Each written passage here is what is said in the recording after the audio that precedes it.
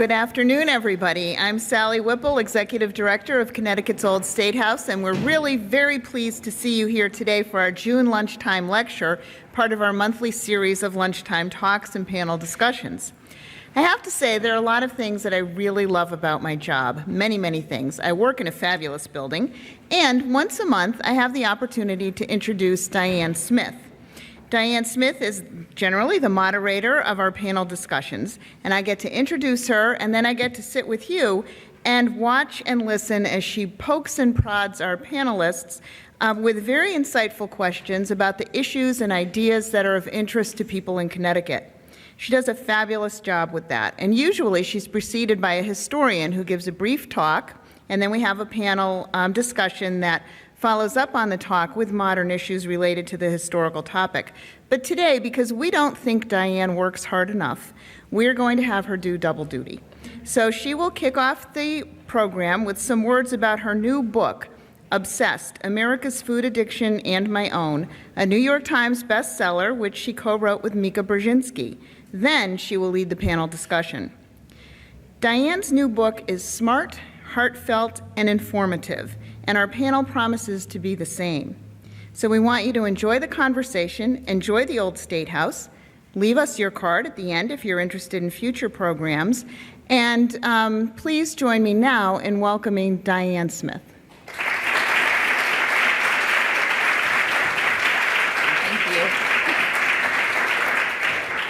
Thank you. And Sally is really a good friend. Sally not only bought the book, but she also downloaded it on her Kindle and read it, and she also listened to it, so she kind of got it memorized. And after reading the book, she said she started a whole new exercise program, and so we're now encouraging each other with our Fitbits. I wrote about Fitbits in the book, and she decided to get one, and now she's going to teach me how to use mine. So I'm really glad to have you here today. We are taping this program for CTN, and it will air on the Connecticut network. And this is really personal and also much broader than just a personal story, but I'll start by telling you my personal story. And it starts like this: 3 little words with the power to change 2 lives. And those 3 little words were, "You are fat." And those words were said to me on a beautiful summer day nearly 2 years ago, and they came out of the mouth of one of my closest friends, Mika Brzezinski, who hosts Morning Joe on MSNBC. Mika and I had been like sisters for 15 years. We even had a baby together. Her husband went out of town. She and I hardly knew each other, and she called and said, "I think the baby's coming." And I ended up being at the hospital with her and with my husband, Tom, and we joked that I saw the baby, Carly, before Mika did. So we'd been that close. We had shared pretty much everything. As news anchors in Connecticut, we'd supported each other through the ups and downs of our careers. We had shared just about everything that 2 friends could possibly share except one. Neither of us had ever talked to the other about how we battled with food and our weight. In the years that we'd known each other, I had gained about 100 pounds over 15 years. But Mika said that talking about my weight just seemed taboo, not something that she could do until that day. And the talk, as we call it, happened on a boat on Long Island Sound on Labor Day weekend. Mika and her family were spending the Labor Day weekend with my husband, Tom, and me. And Mika turned to me at one point and she said, "Diane, you have a problem we need to talk about." And I realized I had given her the opening when I started talking about dinner, because I had said to her, "It's so hard to know what to cook when you come over now, because on Morning Joe, you are always talking about the American obesity epidemic and what's wrong with how we eat, what people should eat, what they shouldn't eat." I said, "You've become the food police." And I said, "I just feel like you don't understand how hard it is. Being thin is so easy for you." And she jumped at me and she said, "Diane," she said, "if you think it's easy for me to stay thin, then you may be one of my best friends, but you have no idea about the hell I go through every day." And as our husbands and her kids kind of scurried to the other side of the boat, we kept talking. And she said, "I fight with food every hour of every day." She said, "It is constantly on my mind. I am obsessed with food. It's all I can think about." And she said, "I'm tortured by it. I'm addicted to food." And I really could not believe what I was hearing. She looked so great to me. She was so thin. And I never had known she had any kind of a problem or an issue with food. And then she kept going, and she turned to me and she said, "And I have to say, Diane, you're fat." And then she used the word that was even more hard to hear. She said, "You are obese." At that point, I was seriously thinking about tossing her off the boat. I thought, she's a skinny little thing, I can whack her over the side. But then she said to me, your weight is going to kill you. And she said, I can't sit by and watch that happen. I want you to be here for me and my girls. I love you too much. And at that point, I had to kind of pull back and say, all right, let's talk about this, because she went on and she told me about how she feels addicted to food and how it's always on her mind. And she was talking about unhealthy foods, the foods that are laced with sugar and salt and fat, the processed food that has helped make our country the fattest nation on earth. She talked about a lifetime of binging and purging and compulsively exercising. She talked about eating an entire pizza by herself and then living on lettuce and water for the rest of the week. She was always trying to turn away from this disordered eating, but there was always something calling her back. And of course, being on TV didn't help, because there were always the people who said to her when she was really, really thin, you look great, and sending her designer clothes to wear and saying, wow, you look like a model. So she had this idea that in order to really be on top of her career, she had to be almost starving. And when she told me about how she would go to bed at night sometimes so hungry that she was clutching her stomach and crying, I said to her, that's no way to live. And we talked about our struggles. And I could really relate. I had binged and I had dieted drastically over the years. I had tried to conform to the body image that would make me successful as a TV reporter. And believe me, I tried every diet in the book. Weight Watchers, Jenny Craig, Nutrisystem, OptiFast, the Scarsdale diet, the South Beach diet, the cabbage soup diet, the Air Force diet. The editor told us as we were writing the book, stop with the diets already, enough. But I had done them all. And I had dieted my way all the way up to 256 pounds, while her disordered eating had left her at 118. We're both the same height, 5'8". Neither weight was healthy for either of us, and neither of our attitudes were healthy either. So by the time I got off the boat with Mika, I said, you really ought to write a book about this, because you're on the air every day, you're always talking about food and the obesity problem in this country. And I said, I think that people think that you're just a skinny know-it-all, and what do you know about struggling with food? And I said, you ought to tell them about your struggles, and then you can write the bigger book about the policies that are making our country fat and what we need to do to turn it around. So a couple of weeks later, she called me and she said, I think I have us a book contract. And I said, us? I said, there's no us in the book contract. I said, I have no intention of telling my story. And she said, oh yeah. She said, we're going to write this book and we're going to talk about the policies that have affected this country and how we make it better. But she said, the only way that's going to be effective is if we are really honest and we tell our two stories.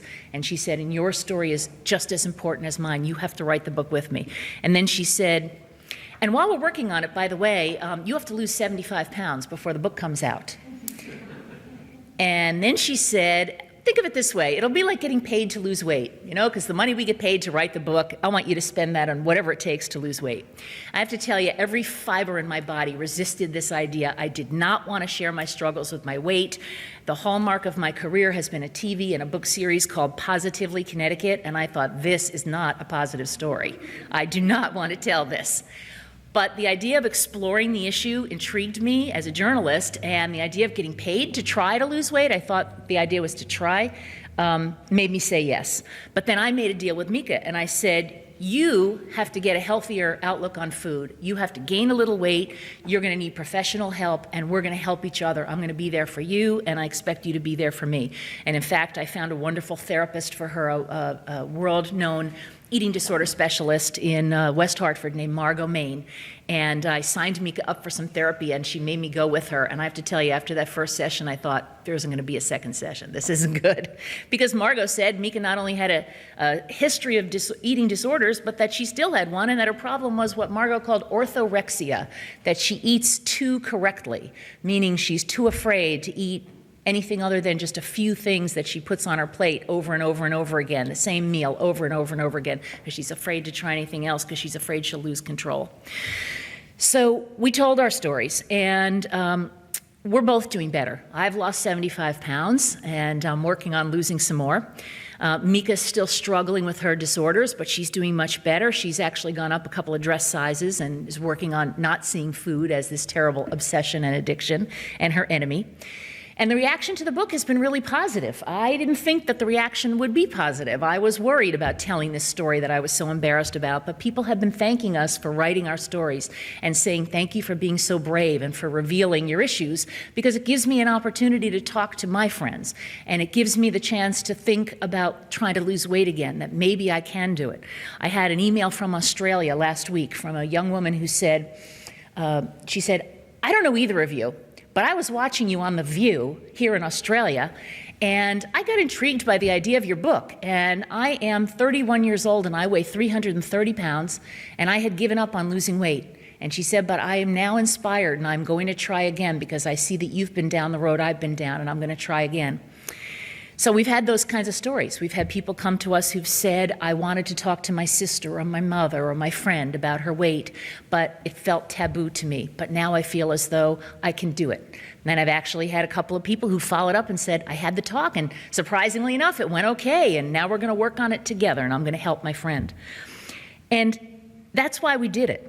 Because we really need to turn back the tide of obesity in this country. We really need to have this real personal dialogue about the threat that this poses to us. The AMA is so concerned that yesterday they voted to declare obesity a disease. And here are some of the numbers. Right now, the Centers for Disease Control tells us that 2 out of every 3 Americans are either overweight or obese.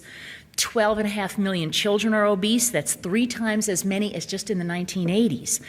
If we don't change the course that we're on, half of all Americans will be obese in 15 years. Half of all Americans by 2030 will be obese. And research also tells us that disordered eating is on the rise, that it starts earlier in our culture, and that women and some men struggle well into their senior years, and it's becoming a multi-generational problem. So what do? Well, we explore a lot of that in our book, Obsessed. We put our own struggles with the power of food into the larger context, because we didn't want this to just be a story about 2 friends. We live in a nation that makes eating hard to control. And we decided it's time that we have to stop blaming and shaming ourselves and each other and do something to get this nation on a healthy path. Now, we're all responsible for what we eat. I'm not denying that. No food company forced any food down my throat. I ate it all on my own. But we don't eat in a vacuum. And with so many people in this country being overweight or obese, it seemed to me that something bigger is going on. It's not just about personal discipline. I felt like a failure because I could not get my weight where I wanted it to be. I felt like a failure. And Mika felt like a failure because she had such a hard time being as thin as she wanted to be. And it turns out that discipline's not really the issue. Willpower's not really the issue. We talked to Chris Christie in the book, and we had him at a book event recently, and he said, people think I'm undisciplined because I'm fat. He said, do they really think that I was born a kid in Newark, New Jersey, and I became the governor of this great state without discipline? He said, I'm here to tell you it's a lot harder than discipline and willpower. And that's what we want to tell you, too. There are all sorts of forces at work, emotional and psychological, and policies that make it harder for kids to get healthy food at school and easier for agricultural subsidies that put cheap food filled with sugar, fat, and salt within easy reach. After starting this conversation with each other, we're trying to encourage other people to have the conversation with the people that they love, because we're all in this together for a lot of reasons. In Obsessed, we talk about something that's been controversial and seems to be, since the book has come out, there's been a lot more discussion about this, and there have been other books that seem to support the idea that there's research showing that some foods are addicting to some people, that some of what we eat causes a response that's biological that we can't turn away from. And when we were talking about food addiction, I talked to a researcher from Yale University, and she said she'd talk about it and people would say, oh, addicted to food? What are you going to tell me next? Are we addicted to air too? But it's different. It's different because the food that we're eating today is being engineered to make us crave it and to make us want more and more. We do have to eat, just like we have to breathe, but we don't have to eat the chips and the cake and the over-the-top entrees that are loaded with high-calorie ingredients and chemical flavorings, the foods that can produce an addiction-like response. And the food companies know this. They have research. They have people's brains on MRIs. They know exactly how much sugar to put into a product to reach what they call your bliss point. A little too low and you won't hit that. A little too high and you won't hit that. The bliss point is where your brain lights up like a Christmas tree with all the pleasure centers lit up because that food is making you happy, making you want more. and they know how to trigger that response. They know exactly how many pounds of pressure per square inch to put into a potato chip so that you'll want more of them and won't eat just one, you'll eat the whole bag. By the way, it's 4 pounds of pressure per square inch. Okay, that's the optimum. So, whose fault is it? Is it all about personal responsibility? That's what the food industry wants us to think. And I agree, we have personal responsibility. But if food is being deliberately engineered to make us want more, then what do we do about it? Those are some of the questions we have to answer. And are the food industry lobbyists in Washington controlling our diet more than we are? People say, and Governor Christie said this when we were talking about some of the policies that the government is coming up with to try to control sugary soft drinks and to try to limit some of the foods and change the dietary foods that are given to kids in their lunches. And Governor Christie said, I don't want the government in my kitchen. And I said, Governor, the government's already in your kitchen. I said, I'll give you just one example. The government has shelled out $75 billion in subsidies to corn growers in the last 15 years. Those are your tax dollars. And they have made corn so cheap that the food companies are turning it into all kinds of sweeteners. And they're fattening, and they may be addicting, and they're affecting our foods. And they have made corn syrup so cheap that now Twinkies are cheaper than carrots, as Michael Pollan will tell you. There are a lot of other things that are making us fat, and we're going to talk about them with our panel. There's gym at far too few schools. We build communities without sidewalks or safe recreation. Why has the country become heavier and heavier over the last 40 years? Think about how we moved out to the suburbs, and there aren't any sidewalks, and we don't run to catch the bus anymore. We get in a car. There's fast food outlets on every corner in the last 40 years, and they're open 24/7, and they advertise food that's so cheap that it's hard to resist.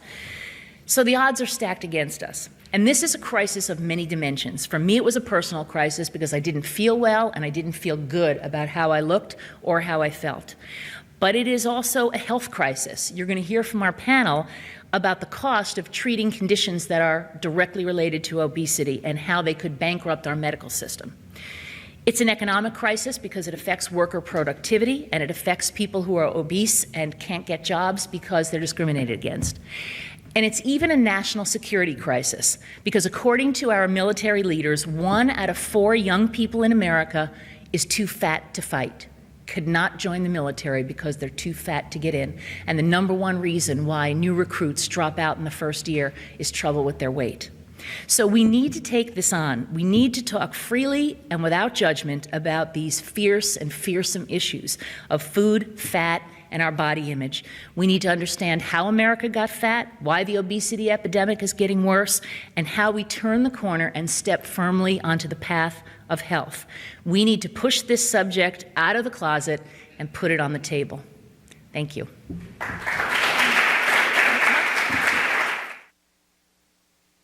Come up and join me. Thank you. We have a terrific panel that's going to be joining me. Great, thank you. Do you have a minute? Do you need to? Well, I just wanted to say, as Diane was speaking, I was thinking that this building has been served as a state capitol for almost 100 years, and probably this issue has never been discussed here before. But it is really part of an ongoing policy discussion, all of the different laws that were passed here and decisions that were made.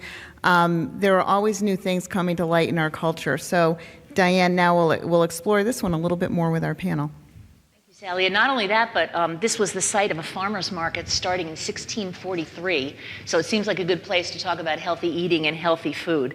Joining me now is Dr. Rebecca Puhl. She is the Director of Research at the Rudd Center for Food Policy and Obesity at Yale University. Mary Kate Lowndes is the Director of Development and Special Initiatives at the Connecticut Commission on Children, and she serves on the steering committee of the Connecticut Coalition Against Childhood Obesity. And Stephen Farrell, thank you for being here, is the CEO of UnitedHealthcare of New England. Stephen is responsible for serving more than 475,000 members and more than 40,000 healthcare providers in Connecticut, Maine, Massachusetts, New Hampshire, and Rhode Island. So I want to start with a little bit of news that came out yesterday and just get each of your reactions to it. And that is the American Medical Association took what is a kind of a controversial step, even among their members. There was a lot of controversy and dissension, and they declared that obesity should be called a disease and not a condition. I want to just talk to you about what you think about that, Rebecca. I think that this is actually a very positive and important step forward. Declaring obesity as a disease really recognizes that this is both a serious and a chronic condition. And my hope is that it will increase access to treatment for so many people who oftentimes struggle with that. I think it also really touches upon some of the issues that you've been bringing up in terms of personal responsibility. We are so quick to place blame and stigma on those who are obese, and yet recognizing this as a disease says to us, this is a much more complicated issue, that there are many, many factors that contribute to obesity, and this requires many complicated solutions. Mary Kate? I would agree as well that it's a very positive step. I was very excited to hear this news and thinking that it hopefully will help to reduce the stigma associated with obesity, at least to some degree. Hopefully it will encourage physicians to look at obesity a little more thoroughly. I know many do, but to be able to look at it a little more thoroughly and possibly have insurers cover a bit more of the medical procedures and counseling that would go along with treating obesity. So very positive. Stephen, what do you think? My word would be overdue.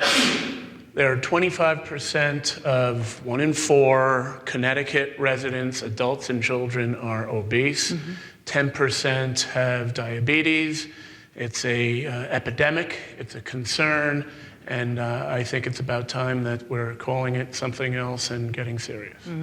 And you talk about those numbers. The cost of obesity, national healthcare spending on obesity, approximately $150 billion annually. Taxpayers paying about $60 billion worth of the tab through Medicare and Medicaid. So think about that. We pay on both ends. We pay for the corn subsidy, and then we pay for the medical condition afterwards. So we're getting hit twice. And an estimated $856 million in adult medical expenditures in Connecticut are attributable to obesity each year, and actually your people provided that number for me. So I think that gives us some idea of why UnitedHealthcare, as a medical insurer, decided to go after obesity and the related conditions and find some ways to try to prevent and help people. And I want to just have you talk a little bit about your opinion about this growing public health crisis. So, my opinion is there's not enough we can do, and we're jumping all over the issue with all the resources we have. I think consistent with the theme of your book, we're trying different ways to approach this other than just saying it's discipline and personal choice. We're trying to address it through programs, through employers. We're trying to address it with our own employees. We're trying to engage individuals on an individual level, give them education, tools, incentives to look at this and help themselves.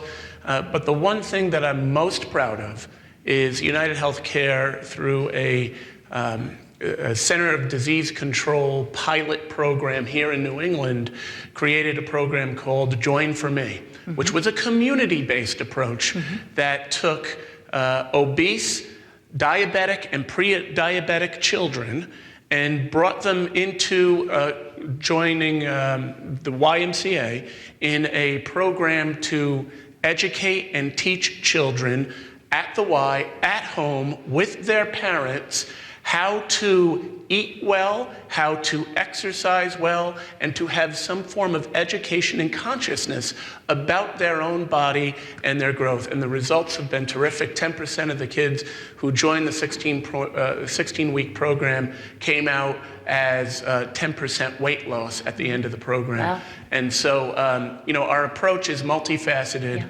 Looking to see how can we get out there and make a difference. And Mary Kate, I think that we recognize now that obesity is not, as my grandmother said when I was a chubby kid, wearing size 6X, always had to shop in the chubby department. She'll grow out of it. Obese kids don't grow out of it. Sadly, that is very, very true. And first of all, congratulations on your huge, tremendous health move there. Statistics show that obese children are 70 to 80% more likely to be obese as adults compared to their non-obese peers. I mean, that's a huge percentage. We need to be able to help children before they get to the point of being obese. So in the legislature, and actually with the Connecticut Coalition Against Childhood Obesity, we develop a legislative agenda each year. And we also take a multifaceted approach. And we looked at physical activity for children, nutrition for children. We looked at a number of other areas as well, but those in particular are areas that have been addressed through legislation that we've been successfully, that we have been successful in addressing through legislation. In about 2004, the Connecticut legislature required that schools have a 20-minute lunch period for children. And they required as well that physical activity be available to children, but they did not stipulate the time, a time period of physical activity each day. Well, it turned out that as more and more testing requirements and more academic requirements were coming into play, that physical activity was one of those things that was being pushed off to the side. And so this past legislative session, that is to say in 2012, a law was passed requiring a minimum of 20 minutes of physical exercise each regular school day for children in K to 5. So that was it seems like something you would not have to require. Yeah. Sadly, though, the situation was that it was indeed required. There was also legislation passed for coordinated school health pilots, and they're currently going on in Norwich and New Haven. They've been refunded in this past legislative session, and those are the full community parent school partnership approach to addressing childhood obesity. And it includes everything from health education and physical exercise, PE classes in the schools, to having health providers, both school nurses and counselors, mental health counselors in the schools, to involving parents. There's and we can talk a little bit more about that in a minute, but I wanted to ask Dr. Puhl, one of the things that you have done a lot of research on is the stigma attached to being overweight or obese, partially in children, and it's a big factor in bullying for kids. Why don't you talk about that a little bit and how it affects them besides their health, how they're affected by that? Sure. Well, what we know is that children who struggle with overweight or obesity are very, very vulnerable to bullying and teasing and victimization. And we've done a lot of research even here in Connecticut, and what we have found with adolescents is that they perceive weight-based bullying to be the most common form of teasing and bullying at school, ahead of sexual orientation, race, disability, all sorts of different reasons. And there's been a lot of attention to the topic of bullying in this country. We know that that's a huge problem, but weight-based bullying really has not been part of the discussion so far. When children are bullied about their weight, they are more likely to suffer from depression, anxiety, low self-esteem. They're more likely to engage in suicidal thoughts and behaviors. And we also see that this is something that can worsen their physical health as well. It leads them to sometimes engage in more eating of food, more unhealthy weight control practices. They're more likely to avoid things like gym class because that's where they get teased the most. In one of our studies, 85% of students observed their overweight peers getting teased specifically during physical activity. So this is really something that needs to be part of the solution. We need to recognize that stigma and bullying is a huge problem and also a barrier in our efforts to treat obesity. And what's interesting is that there are some people who think that the stigma that's attached to obesity is a good way of motivating people to lose weight. That's right. You know, turns out it's not so. You're absolutely right. Even in anti-obesity media campaigns that are trying to encourage Americans to eat healthier, sometimes these approaches are ones that are very stigmatizing and blaming. And there is this assumption that if we just stigmatize or push or blame, that will provide incentive for weight loss. And what we see with many studies is actually the opposite is true, that for both adults and children, when they are made to feel stigmatized about their weight, they often react by eating more food, engaging in binge eating, avoiding physical activity. So this is actually something that makes the problem worse. It makes it harder to lose weight, and it can actually reinforce weight gain. Stephen, I want to have you tell me about one of the programs, and I'll let you mention some of the others as well, but you talked about programs that you've gone out into the community with. Then there are some programs for your own employees, and I don't know whether these are also offered to other companies that you provide insurance for, but tell me about the Personal Rewards Program. So the Personal Rewards Program UnitedHealthcare provides for our employees is a program that focuses on personal identification of health metrics, cholesterol, BMI, blood pressure, those types of metrics. And we submit information once a year. And if we hit certain goals as employees, we can get $600 per enrollee or $1,200 for a couple off of the cost that we pay towards our health insurance, which is quite a lot of money. We've got, I think, 45% of all our employees participating with some very good results. As a company, our medical cost is 12 times lower than the average company's medical cost. We think in part due to this kind of a program where on average it's somewhere year over year, a 6% increase. We're down to just 0.5% of medical trend healthcare costs year over year. So we're very excited about that program. It's called Personal Rewards. As a matter of fact, I got an email reminder to get my information in today. It is something we'll provide to other employers along with many other similar types. Well, I want to introduce one of your employees who took advantage of it. Tina, would you pick up the microphone and stand up, please? And you can face the audience. This is Tina Nanos, and tell us a little bit about your story. Sure. Through the Personal Health Rewards program, I realized, unfortunately, that I was obese and I wasn't going to meet my metrics, and that I really needed to do something to take control of my health, being borderline diabetic, high cholesterol, and I wanted to earn that $1,200. So I joined Weight Watchers and slowly started to see the pounds melt off. I've lost just over 101 pounds in under 2 years. Wow. And earned my $1,200 because I forced my husband to do the program with me.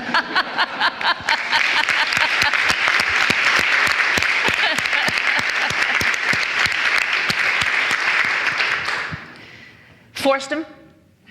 He joined willingly because the cooking that I was doing Yeah. changed so much that he started losing weight as well. That's great.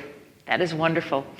We do have time for you to ask questions to any of our panelists, so please, if you would like to ask a question or make a comment, raise your hand and we'll get to you with a microphone. I'll ask you to stand up and we'll bring a microphone to you so that you can be heard on our television broadcast. But I do have a few other questions, so raise your hand at any time, wave it a lot so I'll see you. Rebecca, the Rudd Center is really, I think, the foremost research and policy center in the nation for obesity research and developing policy. Tell me a little bit about what policies you've started to see that are being adopted, because I think when Kelly Brownell, who was for a long time the head of it, would talk about things like a tax on junk food or a tax on sugary soda, I know there are people who said, oh, really, come on. Tell us about some of the policies that have come forward that are starting to be adopted. Well, you know, when we think about our society, we really couldn't have done a better job in promoting an environment that creates obesity. We've done that very well. And so what we need to do is to look at what changes we can make in our society through policy to make it easier for Americans to be healthy. And one of the central areas that we've been involved in is providing resources to policymakers on the topic of taxing sugar-sweetened beverages. This past year alone, 11 states have introduced bills that would tax sugar-sweetened beverages. And this comes from increasing evidence and recognition that sodas and sugar-sweetened beverages are a major source of calories in the American diet and are contributing to obesity. So this is an issue that's not going away, and I think we're going to see increasing interest in this issue across the country. Another area that we're looking at are the kinds of claims that are made about health and nutrition on food products. You know, we have hundreds and thousands of different food products in our country, and a lot of them make claims about nutrition and health that are very confusing for consumers, and sometimes they're actually misleading and deceptive. So we're looking at how the government can really address that problem. And I think, you know, the bigger picture here is focusing on these broader strategies that can really create an environment that makes the healthier options the default options, the easier options for Americans. You said that, you know, we've promoted a society that makes it very easy to get fat. And I remember talking to Dr. David Katz, who's also at Yale and is a child obesity expert, and he said to me, he said, everything about our modern day society that makes it modern also makes it obesogenic.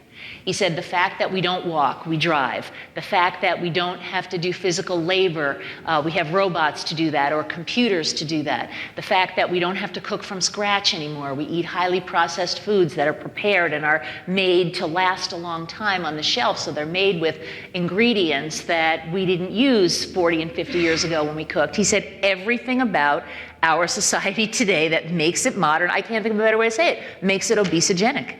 And I think he's really right. And with your programs, it sounds like you're trying to address a panoply of issues, particularly those children's programs. Yeah, we are. And a big focus of the program is to get people to understand that this is happening to them, to counteract society's pressure and say, understand it, be conscious about it, do something about it, and we'll give you an incentive, and we'll give you a wellness program and some activity to get in, or a coach, or somebody else to help your consciousness get around this issue.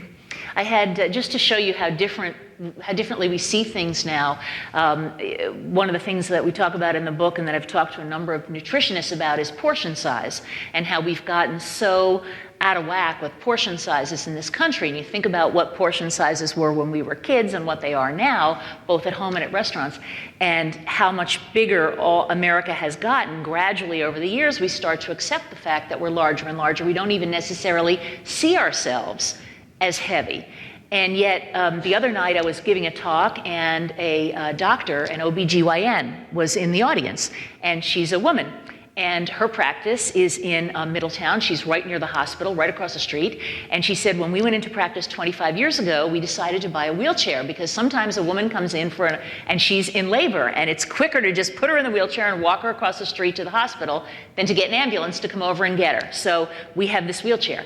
And she said, we bought it 25 years ago when we went into practice. And she said, now we have people who look at the wheelchair and they think it's a pediatric wheelchair, because our vision of what a chair should look like is so out of whack now, because we're so accustomed to larger people. And this has really become an issue in society, Dr. Puhl, with the way that society reacts by, do we have hospital equipment to deal with heavier people? Do we have, it affects everything from seats on the bus to seats in the theater to seats in the airplane to fuel consumption on airplanes and buses. That's absolutely correct. And in the healthcare setting, as you mentioned, medical equipment and the size of that equipment is actually becoming a problem. We see that patients with obesity are oftentimes faced with a situation where medical equipment is not large enough to be functional for their body size. That can be a very difficult experience, and we know that some patients now, because of experiences like that or feeling stigmatized or shamed by healthcare providers, are actually avoiding healthcare because of it. And we need to really change that to make sure that we can ensure that patients have a very productive and positive healthcare experience, especially considering the health risks that they have. Yeah, the fact that people change doctors a lot or avoid doctors because they feel uncomfortable. Stephen, how do we change that conversation so that the people who we hope will meet your health metrics will actually see the doctor or the healthcare provider that's going to help them do that? So you put incentives in place, you give education, things I've talked about.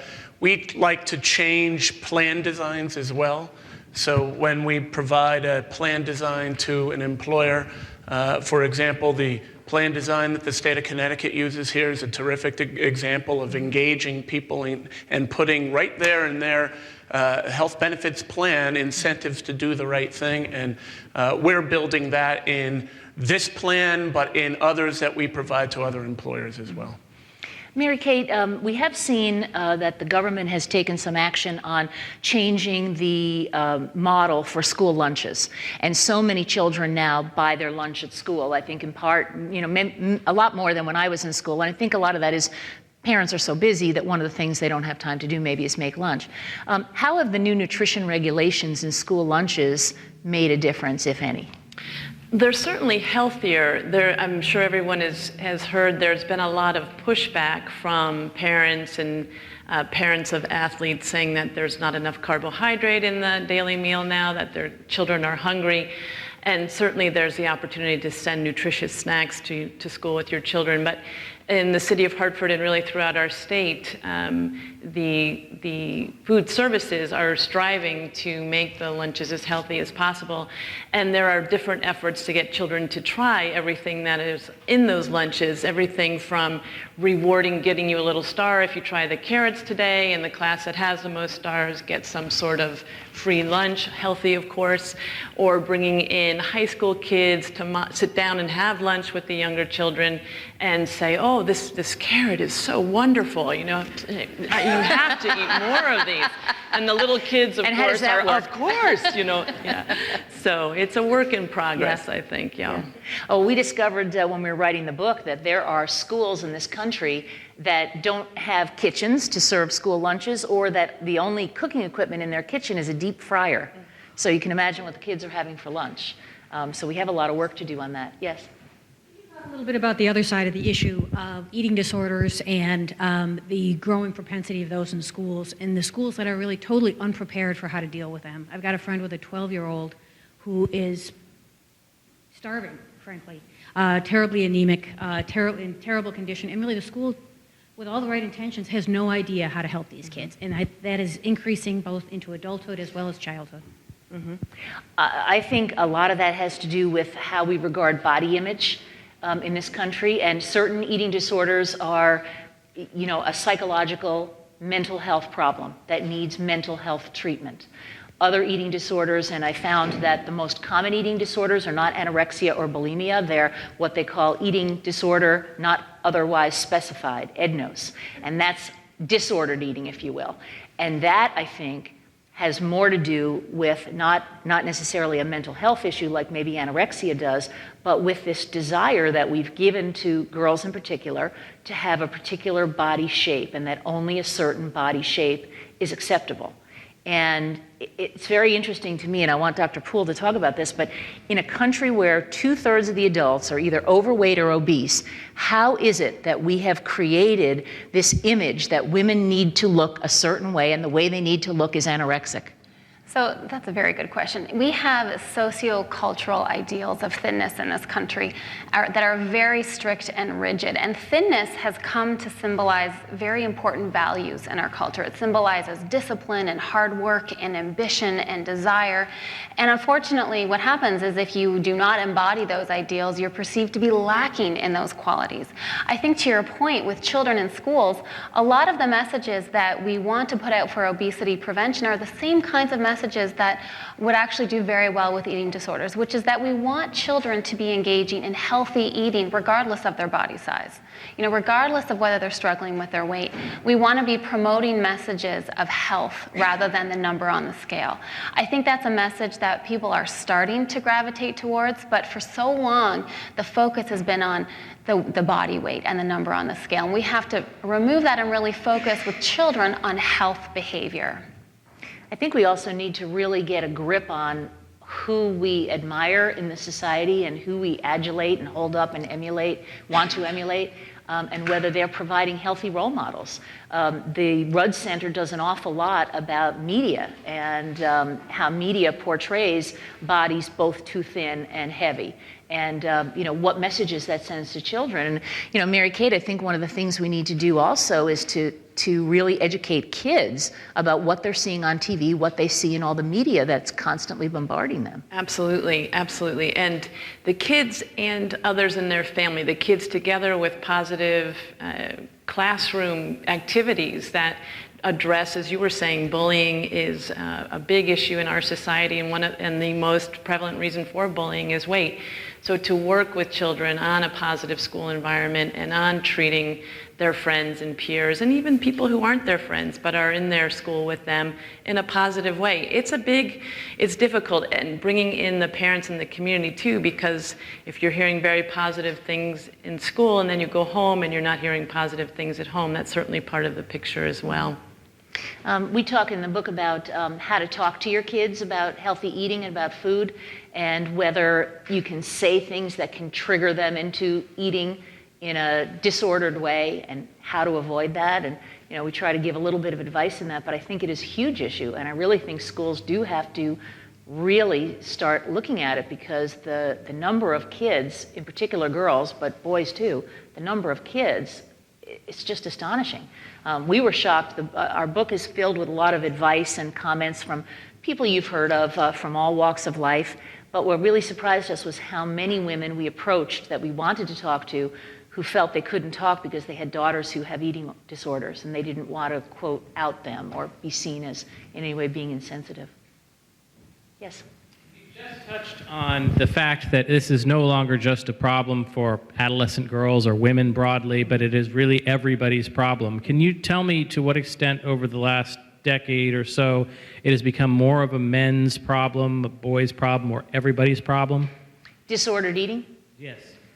Do you want to address that, Rebecca? Well, I mean, certainly compared to 25 years ago, the prevalence has increased among males as well as females. The statistics for eating disorders are certainly smaller than obesity, but they're still very prevalent. And I think, again, that speaks to the kinds of media messages and thinness promoting messages that are in our culture, that it's not just something that girls are vulnerable, boys are too. I think oftentimes there can be more stigma for boys in terms of seeking treatment, though, and that's where we need to really increase our messages of support for males to feel like they can be comfortable enough to be treated. Dominique? Diane, you're sort of an example of media not right, because you were overweight, but you were incredible on the air, and you did a terrific job.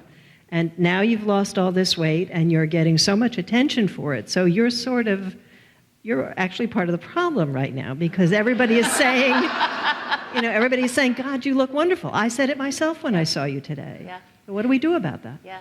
Well, I think that, it's a balance of walking between acceptance of how we look and being the healthiest we can be. And I had gotten to a point with my weight where it was no longer about how do I look on the air or what dress size am I wearing. It's about my health and how it was affecting me. And as when Mika said to me, your weight is going to kill you, that was the first time anybody had really said it to me that way. And that's when I decided I needed to do something. I mean, let's face it, I'm still not going to be the skinniest woman on the air. I'm still not there. But I'm okay with that. But I think that that is a really interesting quandary, and we have really forced women into accepting a certain size as being the only size that is acceptable. And, when I started working at Channel 8, I was probably a size 10 or a 12, and I was considered fine. I looked like everybody else. These days, if you're not a 0 or a 2, you're probably not getting a job. And I'm thinking to myself, really? And actually, Rebecca said something really interesting to me. I don't know if you remember this, but I said, I never felt, in spite of my weight, that I've been discriminated against on the air. And I don't know if you remember what you said. You said to me, that's because people already knew you when you were at a normal weight, and they felt like they knew you and you were part of their family. And so as you gained weight, they accepted that because you were part of the family. They got to love you before you got fat. I think one of the points that you bring up is that, a person's talents don't fluctuate with their body size. And we need to make sure that we celebrate people's talents regardless of what body size they are. And we're in a society where typically people are only celebrated if they're thin. And we need to make sure that, especially for girls and boys and young children, that we're communicating a message that they can be whatever they want. They can be ambitious and successful and talented regardless of their body size. Isn't that kind of an interesting line to have to walk, though? I think what, again, this is about is encouraging health behavior. Yeah. And really, regardless of what body size a person is at, to be becoming as healthy as they can be.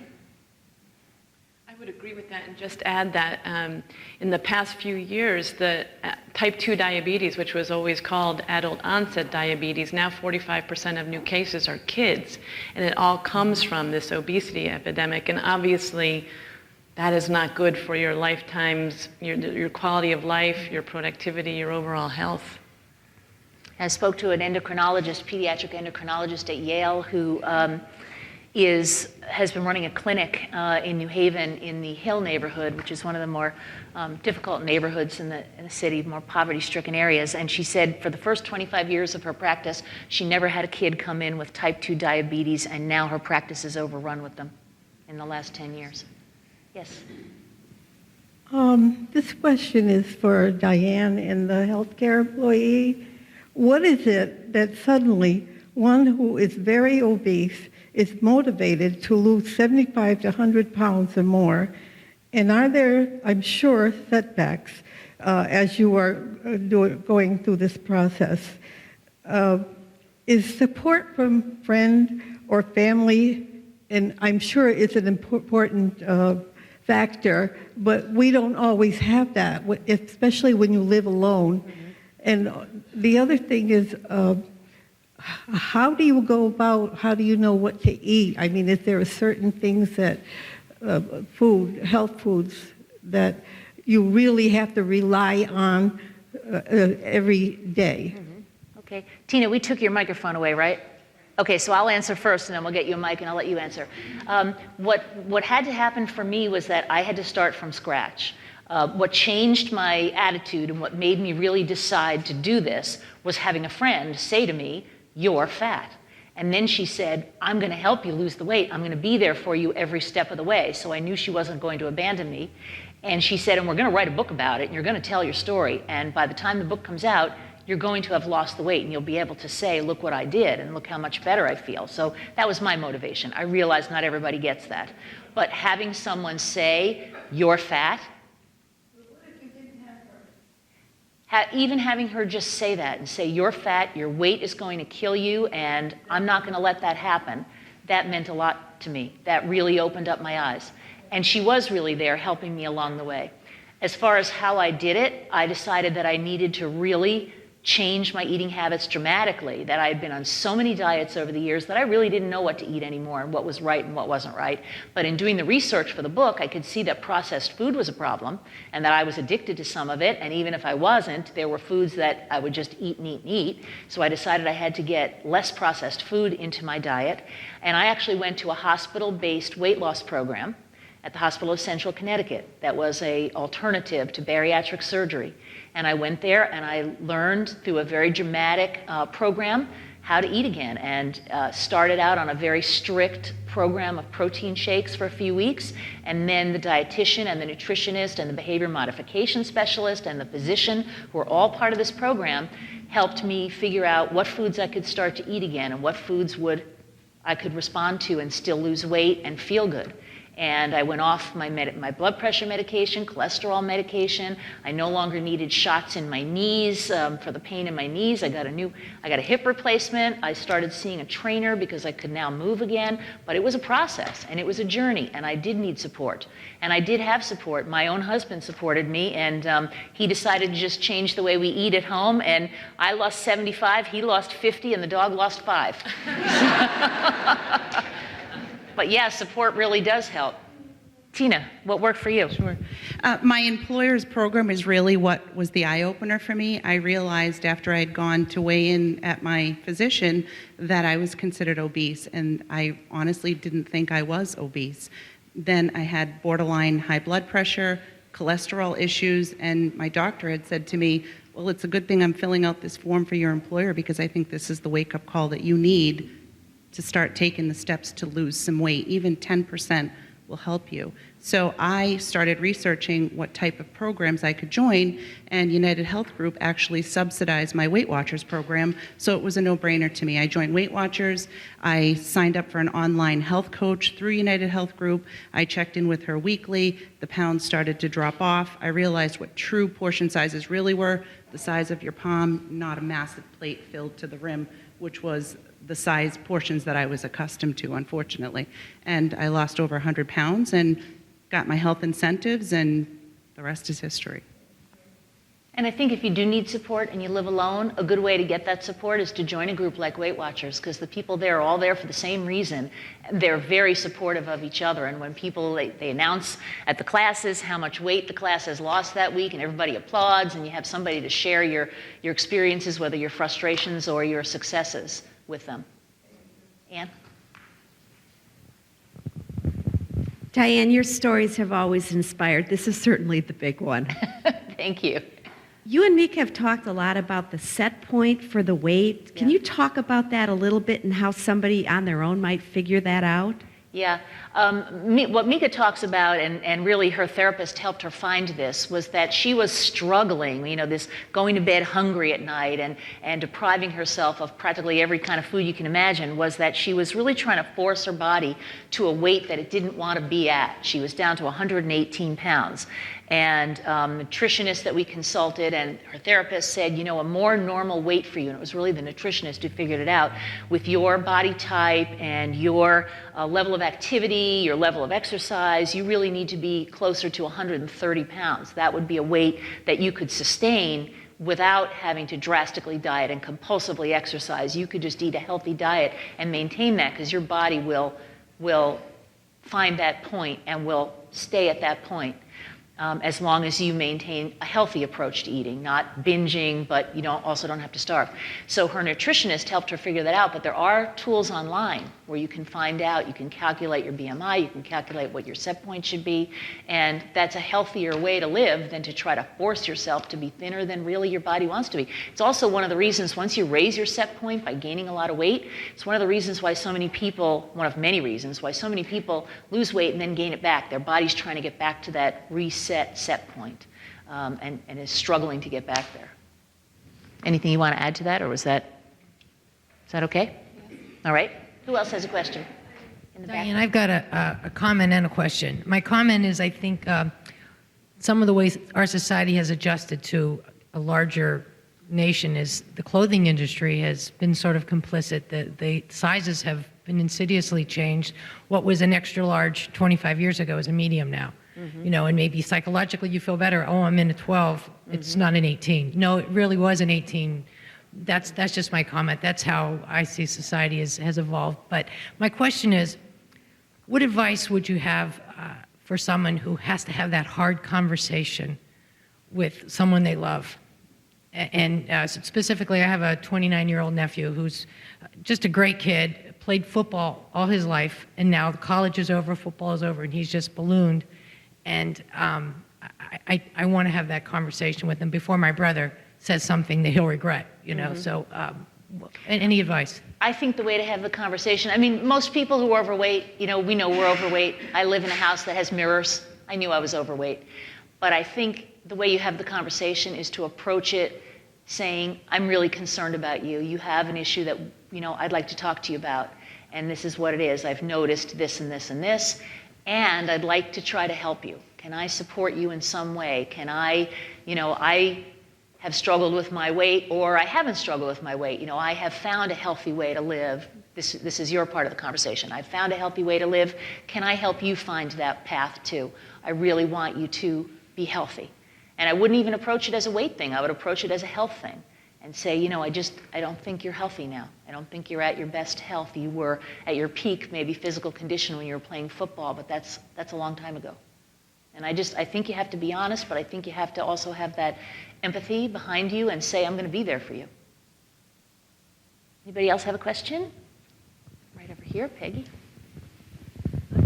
This is primarily for Dr. Puhl. I think a lot of health insurance plans have really stingy coverage for people who are trying to lose weight.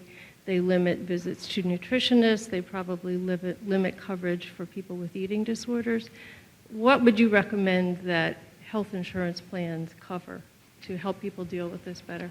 Well, I think the fact that we have a declaration from the American Medical Association that obesity is a disease is going to help with that.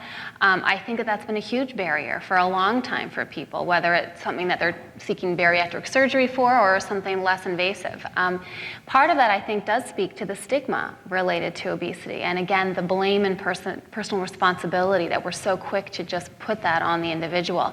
I do think that's starting to shift. And I think the kinds of recommendations that we're seeing with yesterday's news can help push that forward. So I'm optimistic that that will help. I think there was another question over in the front row here. Thank you. This is more of a statement that when I see it even on TV, like the corporate sponsors have a TV in every room. You have all these kids. This is normal for them to go from one room to the other, and there's TV or the video games. And instead of, as parents too, we give them these gifts, and it's almost like a psyche, another change of mind, because that's where the inactivity also lies. If we're trying to encourage them to eat well, we're also encouraging them to become tech savvy, and fix our computers too, and we're all sitting around, but this is also part of the dilemma, and kids aren't getting out. And even I remember when my daughter was in middle school, also the K through 5 had all this activity, but then it seemed to stop at 6 and up. They also have an issue with that too, because some of these schools, the middle schools, don't even have the playground or encouraging them to go out and play, football or soccer, because I don't know, they just don't get the kids out there. Mary Kate? Yeah, I would completely agree with everything you've just said. And there some key recommendations from a variety of experts are not to put televisions in your kids' bedrooms. Get the TVs out of the bedrooms. That has they've shown a direct linkage to childhood obesity with that factor.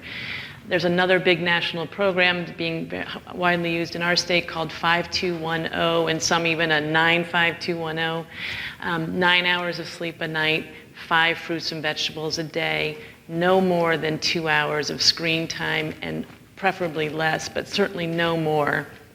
1 hour minimal of some sort of physical exercise, and 0 sugar-sweetened beverages.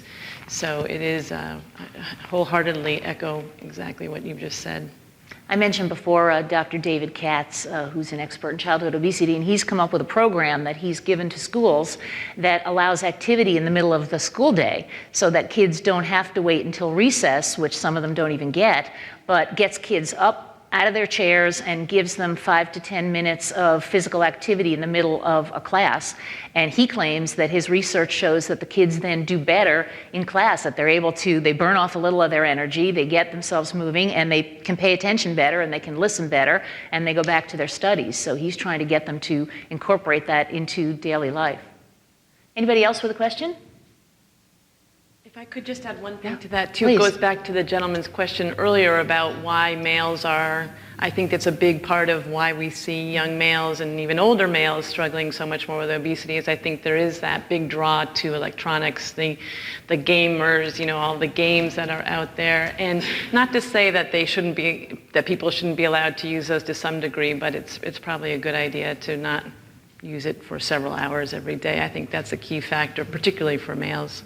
Quite frankly. Well, our time is just about up, so I just wanted to give each one of you a chance to make a short closing statement. And Stephen, I'll start with you. So thank you, Diane, for having us here. Congratulations to you, and Mika and Tina for your success.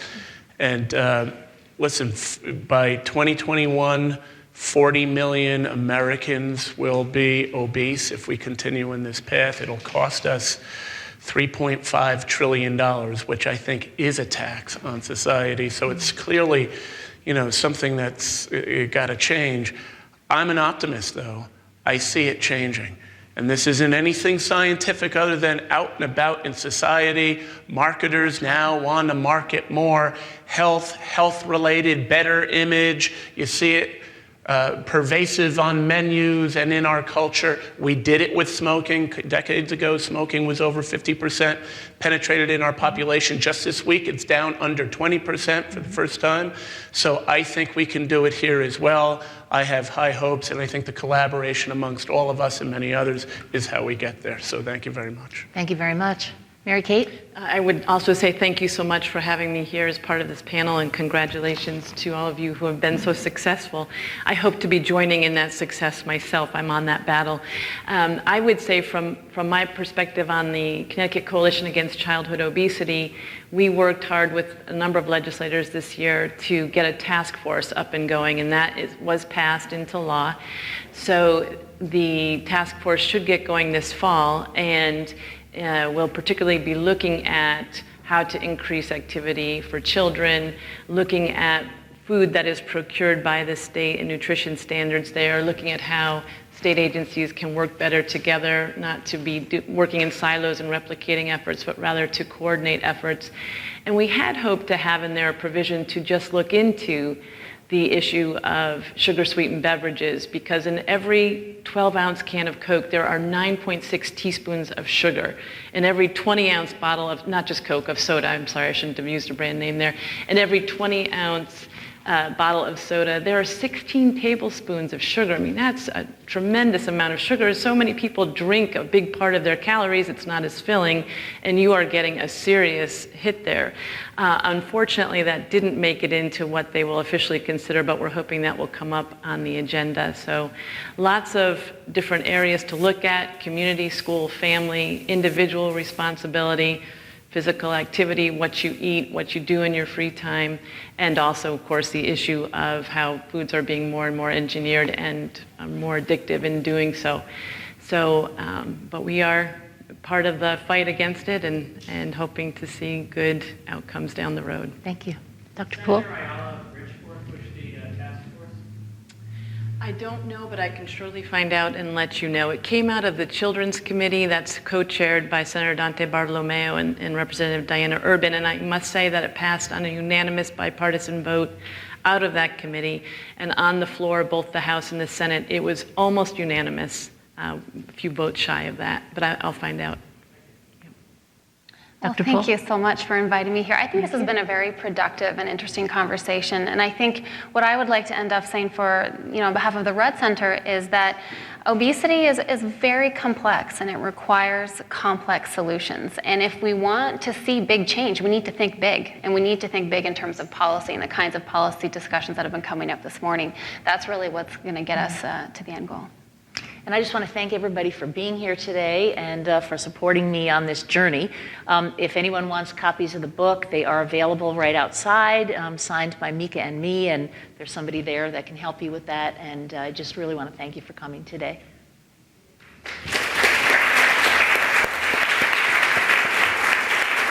Thank you, Diane, and thank you to our panelists, and thanks to all of you for coming. As with every program, we hope you'll carry the conversation out into the world now. And please remember that at the Old State House, we do have a farmer's market on Tuesdays and Fridays from 10 to 2, where we have all manner of wonderful Connecticut-grown food, healthy food for you. So thank you again for coming today, and thanks again to Diane and our panelists.